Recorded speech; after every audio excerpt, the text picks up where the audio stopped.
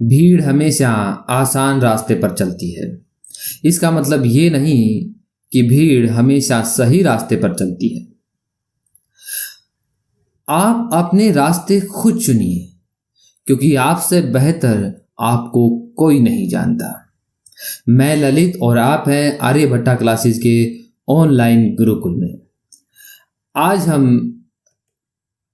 Mathematics का chapter first real number और उसकी एक्सरसाइज 1.1 का एग्जाम्पल नंबर 2 करेंगे। पिछली कक्षा में हमने एग्जाम्पल नंबर 1 किया था। आइए एग्जाम्पल नंबर 2 देखते हैं।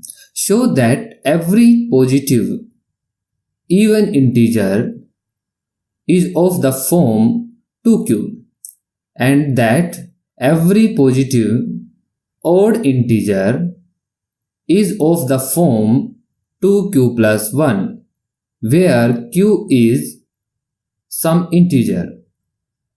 तो इस क्वेश्चन में क्या दिया गया है कि हमें शो करना है एवरी पॉजिटिव इंटीजर किसकी फॉर्म में, 2q की फॉर्म में। मतलब जितने भी पॉजिटिव इंटीजर हैं उनको किसकी फॉर्म में शो करना है, 2q की फॉर्म में। और जितने भी पॉजिटिव ओड इंटीजर हैं उनको हमें किसकी फॉर्म में शो करना है, 2q plus 1 की फॉर्म में। तो सबसे पहले हमें सीखना चाहिए कि कौन कौन से पॉजिटिव इवन इंटीजर हैं और कौन कौन से पॉजिटिव ओड इंटीजर हैं। हम उसको रिलेट करेंगे इस क्वेश्चन के साथ ताकि आपको क्वेश्चन आसानी से और जल्दी समझ में आए। ठीक है, तो आइए हम उसे रिलेट करते हैं।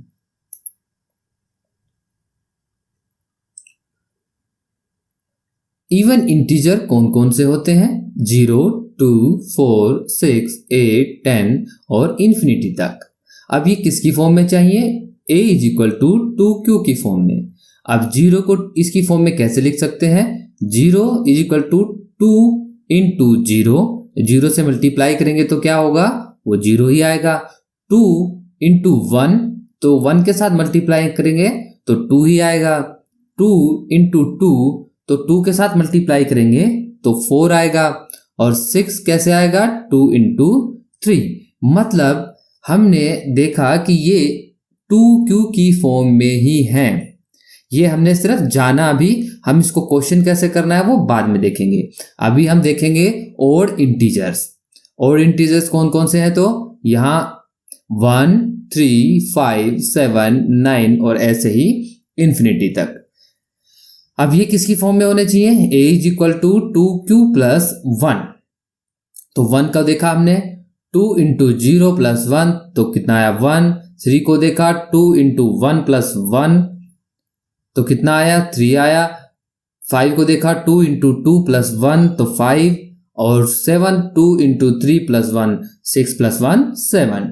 तो मतलब है इवन इंटीजर कौन से होते हैं, जो 2 से एग्जैक्टली डिवाइड हो जाते हैं, जिनका रिमाइंडर 0 आता है।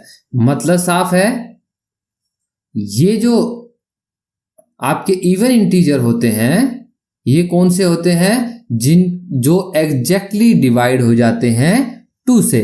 और ओड इंटीजर जो 2 से डिवाइड नहीं होते हैं। ठीक है, तो अब हम जाते हैं क्वेश्चन के ऊपर।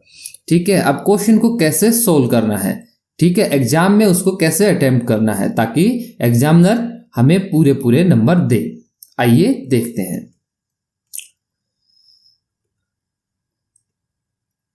Late a be any positive integer and b = 2। क्योंकि उसका रीजन हमें पता है क्या है, देन अभी लिखते हैं हम इसके ऊपर अप्लाई करते हैं Euclid algorithm. a = bq plus r हमें पता है ये क्या होती है, यूक्लिड की थ्योरम है। यहाँ हम c = dq plus r भी लिख सकते हैं। यहाँ ये तो वेरिएबल है, ये चेंज कर सकते हैं। तो हमने यहाँ लिखा है a = bq plus r। तो a क्या है, पॉजिटिव इंटीजर जो हमें प्रूव करना है। और किसकी फॉर्म में करना है, 2q की फॉर्म में प्रूव करना है। तो यहाँ b कितना है, नीचे वाली रो में देखेंगे a = 2q, तो यहाँ b है 2। तो हमें ऊपर क्या लिया, let A B any positive even integer and B is equal to 2। तो ये 2 समझ में आया हमने पहली लाइन में कैसे लिया, क्योंकि हमने इस पे लगाया यूक्लिड एल्गोरिथम। तो हमें पता चला कि ये 2 है, ये b है।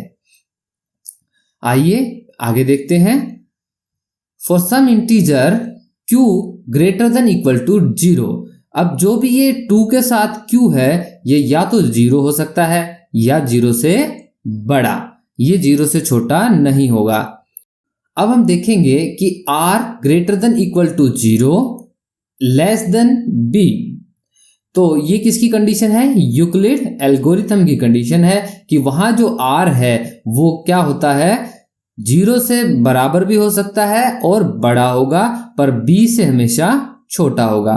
तो हमने इस क्वेश्चन में अप्लाई किया r greater than equal to 0 less than 2, क्योंकि हमने b निकाल लिया था। कितना आया था हमारा? 2। तो आपको देखने की बात यह है कि एक तरफ 0 है और एक तरफ 2, तो r 0 के बराबर हो सकता है, तो कितना होगा? एक तरफ तो 0 हो गया, और 0 से स्टार्ट होकर मैक्सिमम कितना हो सकता है? 2 से छोटा। तो 2 से छोटा क्या होता है? 1। तो 0 और 2 के बीच में कितना आया?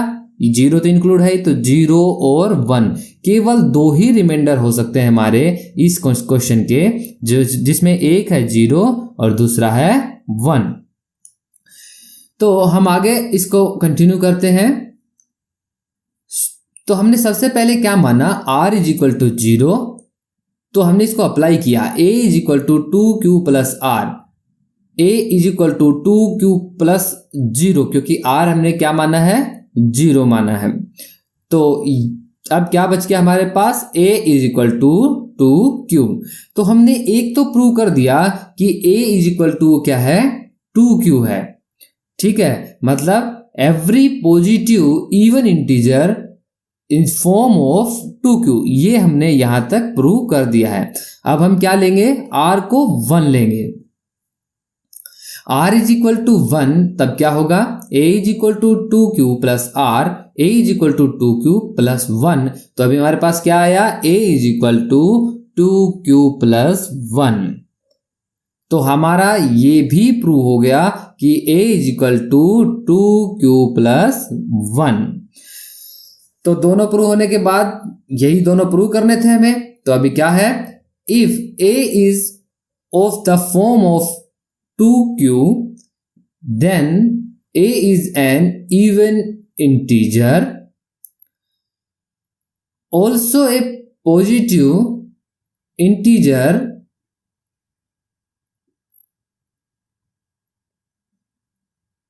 can be either even or odd. Therefore, any positive odd integer is of the form 2q plus 1।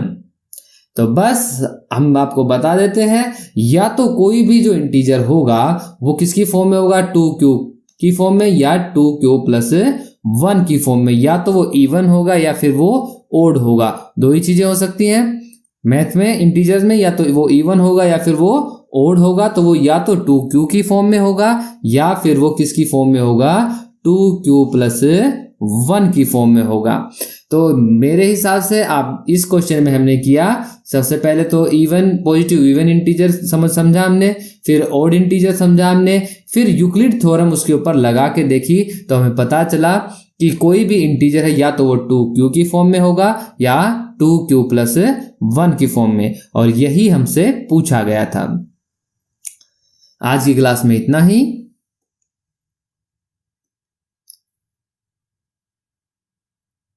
Thank you.